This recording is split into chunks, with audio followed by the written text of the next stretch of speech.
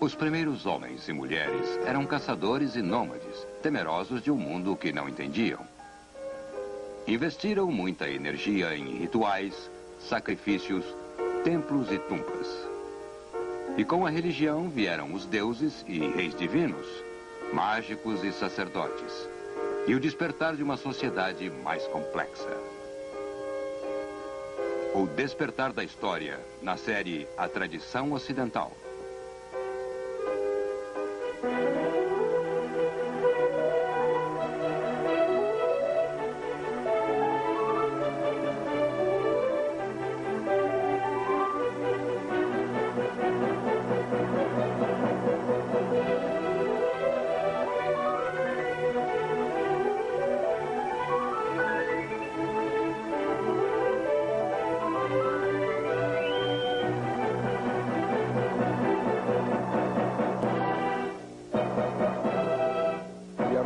Professor da Universidade da Califórnia, Eugene Weber, em sua jornada através da história da civilização ocidental. Eu sou Eugene Weber e leciono História na UCLA, que é a Universidade da Califórnia, em Los Angeles. Hoje eu inicio minha jornada pessoal pela história da civilização ocidental. E é pessoal porque a visão de uma pessoa sobre a história nem sempre é igual à de outra pessoa, como veremos várias vezes nos próximos 52 programas. Se você estranhar alguém espremer milhares de anos em cerca de 26 horas, apenas lembre-se que, nos Estados Unidos, nós fazemos tudo muito rápido. Por exemplo, aqui está a história do mundo em apenas 4 minutos, só para entrar no ritmo. É um trecho de Por que o Homem Cria, de um homem criativo chamado Saul Bass.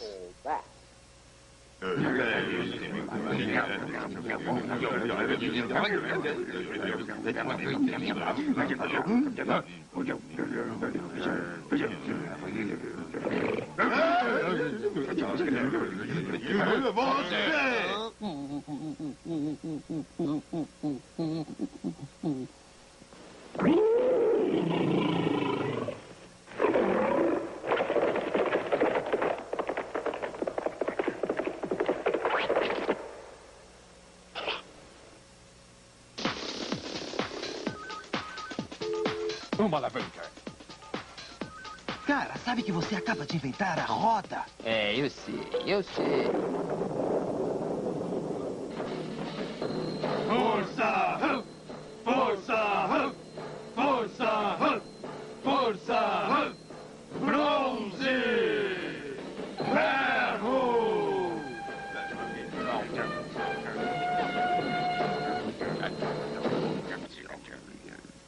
Só havia o caos até Euclides estabelecer a ordem. O que é a boa vida? E como deve ser vivida? Quem governará o Estado? O rei filósofo. O aristocrata. O povo! Quer dizer todo mundo? Qual a natureza do bem? Qual a natureza da justiça? O que é felicidade? Ave César! A lei romana está em sessão!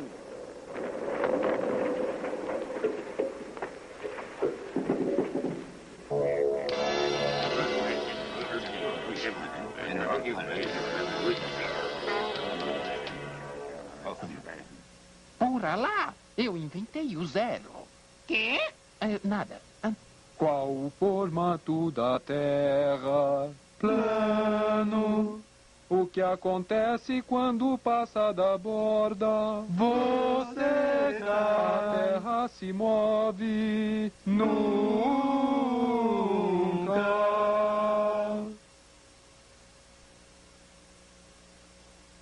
A Terra se move! A Terra é redonda! O sangue circula! Há mundos menores que o nosso! Há mundos maiores que o nosso!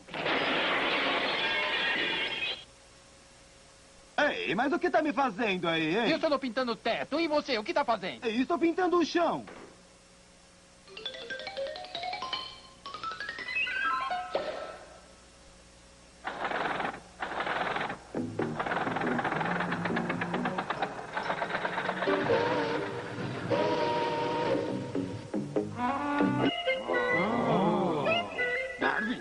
homem é um animal. O homem não é um animal. Animal. Homem É. não é. É um animal.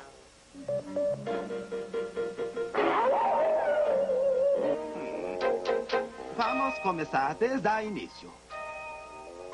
Sou um inseto, sou um germe. Sou um inseto, sou um germe. Louis Pasteur.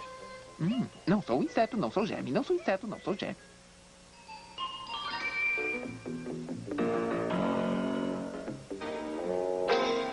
Acha que vai funcionar? Bom, vamos testar. Acha? Funcionou. Todos os homens são criados iguais. Vida, liberdade e busca! Trabalhadores do mundo. Governo do povo pelo O povo. mundo precisa estar seguro para a Vai democracia! acabar com as guerras. Uma liga de Um nações. terço de uma nação sem casa com fome! O mundo.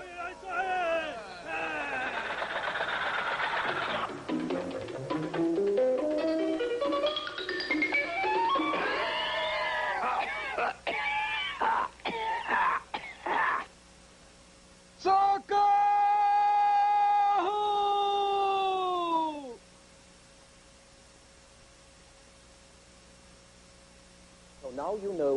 Agora vocês sabem onde queremos chegar. Embora eu não pense que seja tão trágico assim. Talvez devamos começar perguntando qual deveria ser a base de uma série sobre a história da civilização ocidental. E a melhor maneira de encarar isso é dizendo: de volta às origens. Vamos voltar até onde muitos de nossos ancestrais nasceram. Conhecer melhor suas histórias e lembranças, seus hábitos, como eles eram e como eles nos tornaram o que somos hoje. Isso é a história. De onde viemos, o que está por trás de nossa forma de viver, agir e pensar. Como nossas instituições, religiões e leis são feitas. E é isto que espero fazer nesta série, voltar às nossas origens. Sei que nem todos nós viemos das penínsulas, daquilo que hoje chamamos de Europa. Mas os idiomas, a cultura e a política da sociedade em que vivemos vieram de lá. Assim, é importante que nossa jornada comece do princípio absoluto. Para este fim, vamos começar cerca de 60 milhões de anos atrás, com o fim da era dos répteis gigantes. A era em que os dinossauros imperavam.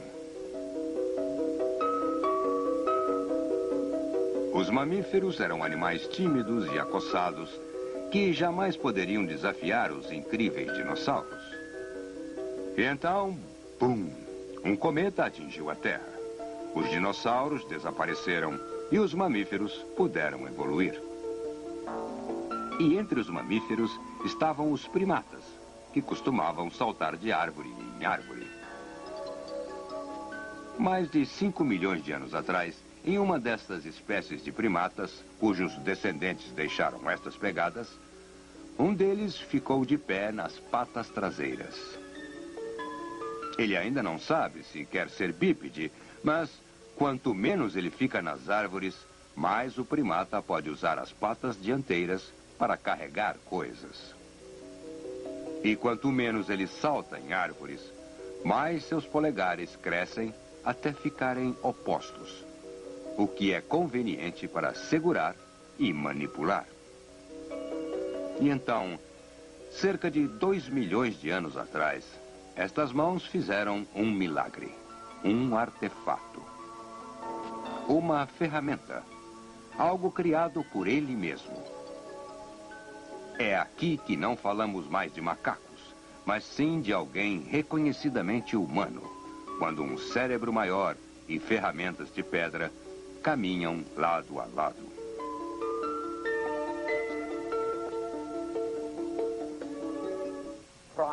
Como todos os primatas, estes seres com a forma que denominamos hominídeos não tinham garras tão boas quanto os tigres, nem dentes tão afiados como um lobo. Mas eles descobriram que para agarrar, as mãos eram melhores que mandíbulas. Por exemplo, com suas mãos, você pode fazer um nó. Pode colocar numa pedra e bater em outra pedra. Pode quebrá-la. Algumas vezes, uma pedra escorregava e arrancava uma lasca de outra pedra. Só Deus sabe quantas lascas surgiram por acidente até que um destes humanoides percebeu o que fizera e entendeu que poderia repetir isso de forma deliberada. Daquele dia em diante, ferramentas primitivas fizeram com que ele parasse de usar tanto os dentes. Nos 2 milhões de anos seguintes, ele passou de vegetariano a carnívoro. E os enormes dentes que eram necessários para mascar cascas de árvores e outras plantas perderam seu tamanho. Os poderosos músculos das mandíbulas ficaram mais relaxados. O cérebro que estava espremido no pequeno crânio começou a se expandir. E este peculiar animal tomou o caminho do pensamento e dos problemas dentários.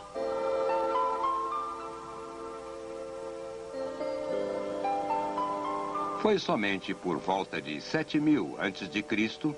que as pessoas da Idade da Pedra aprenderam a fazer o fogo raspando pedras. O fogo e o pensamento em conjunto permitiram aos hominídeos ocupar novos habitats em terras mais distantes, mesmo quando grandes geleiras chegavam praticamente aos trópicos e nossos ancestrais tinham que pensar ou morrer. Eles pensaram e perceberam rapidamente que pensar não evita a morte. Então, pela primeira vez na história da vida, uma criatura deu o grande salto que lhe permitiu conceber seu próprio fim, observando o fim de uma criatura igual. Imaginar a morte vendo a morte de um igual, sentir-se diminuído, aterrorizado pela morte e pelos mortos. Lidar com cadáveres e com o mistério e terror que inspiravam, fizeram com que o homem desenvolvesse rituais, mitos e religiões, investindo um enorme volume de energia.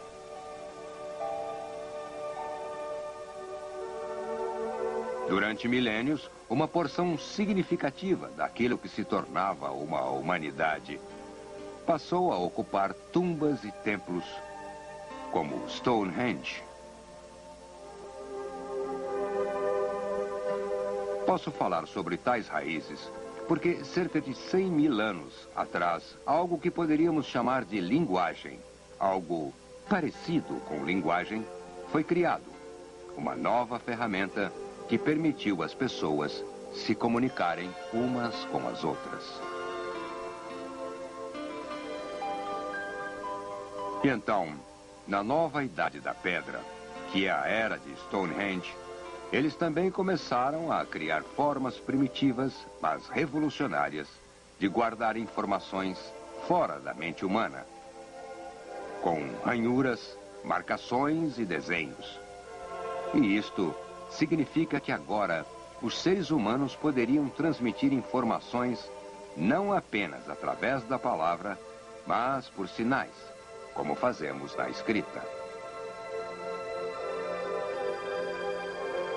Acima de tudo, estas primeiras pessoas foram caçadores e nômades, movendo-se nas estepes e florestas em pequenos clãs, seguindo os animais e plantas que lhes serviam de alimento. A maioria das pinturas que encontramos em cavernas foi, obviamente, o trabalho de artistas que faziam parte de uma sociedade caçadora. Então, cerca de 12 ou 10 mil anos atrás, alguns destes povos estabeleceram lares fixos e tivemos uma revolução agrícola, com origens tão obscuras quanto as do fogo. Quando o homem descobriu como fazer um solo dar fruto, como domesticar animais, como armazenar o produto de seu trabalho, ele também desenvolveu o sentido de propriedade. E assim, sociedades estruturadas transformaram-se em aldeias, poços, paredes, escravos e famílias, com muitas crianças que garantiam a mão de obra e a continuidade do grupo. Digo tudo isto num relance, mas vocês devem entender quanto tempo decorreu. Stonehenge foi construído há cerca de 3.800 anos, sendo que as primeiras ferramentas de pedra surgiram cerca de 2,5 milhões de anos atrás. As primeiras criaturas eretas com tamanho próximo ao nosso apareceram há 1.600.000 anos. As primeiras pedras lascadas surgiram 100.000 anos depois disso. Os primeiros enterros ocorreram há 70.000 anos. E aí, por volta de 10.000 anos antes de Cristo, finalmente atingimos a Era Neolítica, ou a Nova Idade da Pedra, onde tem início a nossa jornada. Sociedades e famílias neolíticas dependiam da fertilidade e segurança, mas estas eram extremamente precárias. A agricultura da Idade da Pedra tem muito a ver com a guerra, com constantes ataques e contra-ataques para ocupar ou defender plantações e criações. Assim, estes povos jamais estavam livres do medo de ladrões, agressores, maus espíritos e a própria natureza. Os rituais existiam para invocar proteção contra o perigo, assegurar boa caça, boas colheitas, sucesso na batalha. Eram rituais cruciais. Por isso, os povos criaram técnicas mágicas cada vez mais complexas, a maioria envolvendo sacrifícios humanos. Eles fundavam sua propriedade e seu bem-estar em pilhas de cadáveres. Pouquíssimas religiões existiam sem sacrifícios. E o sacrifício humano, com seu terrível impacto emocional, enfatiza o poder da religião de moldar nossa imaginação. No devido tempo, religiões mais sofisticadas substituíram seres humanos por animais, mas este tipo de religião pareceria inútil no final da Idade da Pedra. O paradoxo é que estes sacrifícios existiam para ajudar as forças da vida, conforme simbolizadas pela deusa Terra. Camponeses da Idade da Pedra idolatravam as forças da natureza, em seu eterno ciclo de morte e renovação.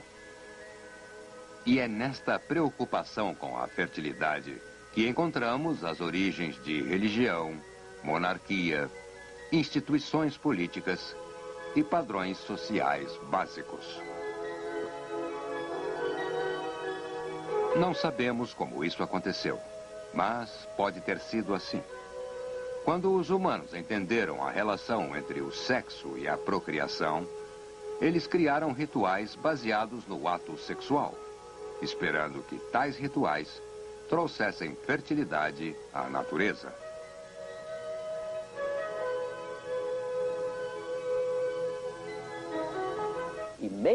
Em muitos rituais pré-históricos, o macho fazia o papel da semente e, assim, assumia o papel de líder, tornando-se o que os antigos bretães chamavam de rei-grão.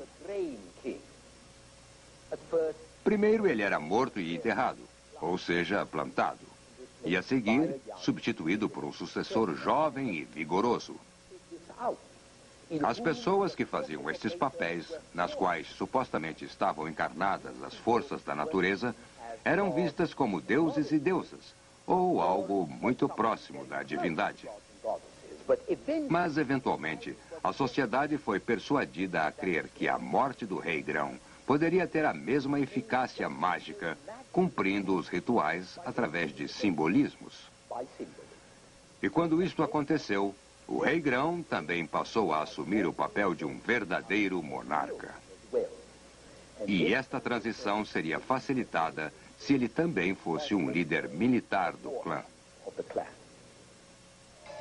Não temos certeza se isso realmente ocorreu assim, Mas sabemos que os verdadeiros reis do Egito e da Mesopotâmia realizavam muitas das funções rituais que eu atribuía ao rei Grão. Nas sociedades primitivas, podemos especular que as mulheres eram idolatradas como criadoras da vida. Mas, embora o poder reprodutivo da mulher seja reconhecido em mitologias e rituais, a posição feminina nas sociedades agrícolas era bem menos livre e igualitária do que nas sociedades caçadoras. E isso foi provavelmente enfatizado por uma nova ferramenta que facilitou a produção agrícola: o arado puxado por gado. Como ele exigia uma força considerável, o arado geralmente era usado por homens. As mulheres faziam praticamente todo o resto, todo o trabalho enfadonho e praticamente sem qualquer status, porque os homens passavam a maior parte de seu tempo invadindo terras ou à procura de invasores. A agricultura e a pecuária, religião e guerra seriam, portanto, os padrões permanentes da experiência humana. Os primeiros para garantir o sustento e uma pequena reserva. Os últimos para confiscar e consumir. Mas, novamente, os detalhes conhecidos são vagos. Sabemos que as sociedades primitivas que deixaram registros eram patriarcais, assim como suas religiões. E sabemos que essas religiões tinham sacerdotes. Se a mágica era essencial para garantir a prosperidade agrícola e pecuária, se fertilidade, cura e proteção contra o perigo eram encarados como benefícios para toda a comunidade, então a comunidade deveria contribuir para o sustento destes especialistas. Com estes mágicos e sacerdotes, temos a primeira classe econômica que não estava diretamente envolvida na produção de seu próprio alimento. Com o tempo, outras classes similares apareceriam: coleiros, mineiros e artesãos que trabalhavam com o cobre ou outros metais.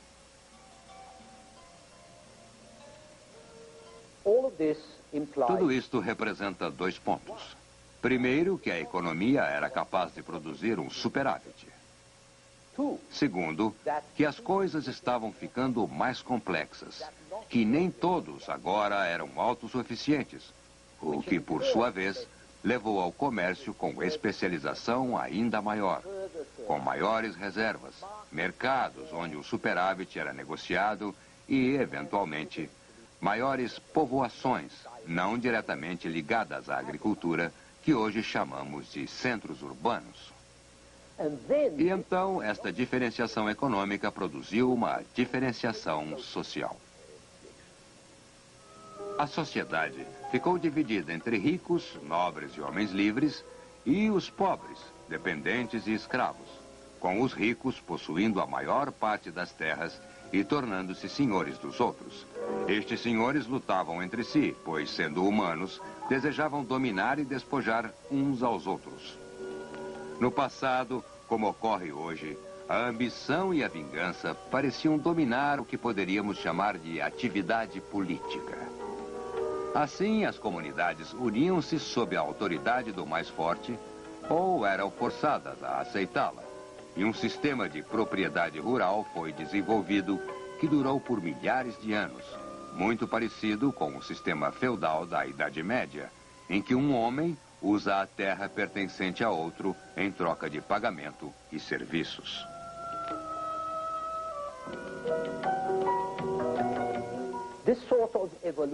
Esta espécie de evolução foi generalizada.